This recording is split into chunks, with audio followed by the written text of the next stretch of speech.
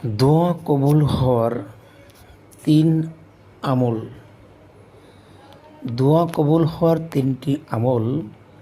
1 নম্বরে দোয়া কবুল হওয়ার জন্য হালাল উপার্জন। হালাল উপার্জন দোয়া কবুলের প্রধান শর্ত।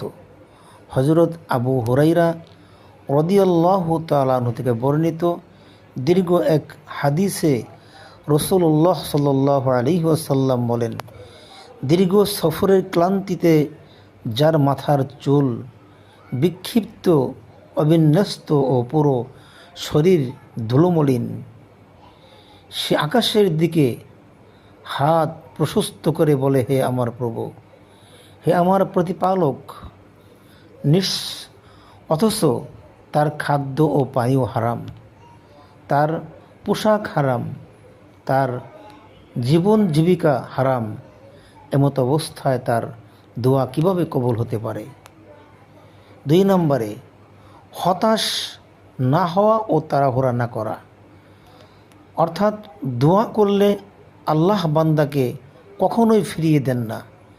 হযরত আবু হুরায়রা রাদিয়াল্লাহু তাআলা আনহু বর্ণনা করেছেন, নবী করিম সাল্লাল্লাহু আলাইহি ওয়াসাল্লাম বলেন, তোমাদের প্রতিপালক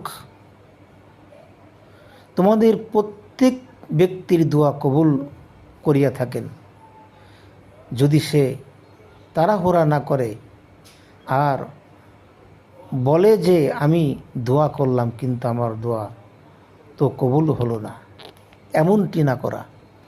3 নম্বরে আল্লাহর উপর বিশ্বাস ও আস্থা রেখেই দোয়া করা।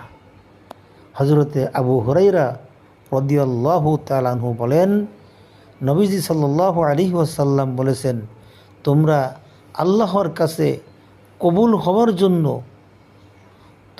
আল্লাহর কাছে কবুল হওয়ার পূর্ণ আস্থা নিয়ে দোয়া করো, যেন অবশ্যই কবুল হয়। তোমার এই ধারণা তোমার অন্তরে আসা। জেনে রেখো, আল্লাহ অমনোযোগী ও অসার মনের দোয়া কবুল করেন না। দোয়ার কিছু আদব আছে, সেদিকেও লক্ষ্য রাখতে হবে। পবিত্রতা অর্জনের পর দোয়া করা, সেই পবিত্রতা অর্জনের পর দোয়া করলে আল্লাহ তাআলা অবশ্যই সেই দোয়া কবুল করবেন। বিনয়ের সঙ্গে দুহাত তুলে দোয়া করা,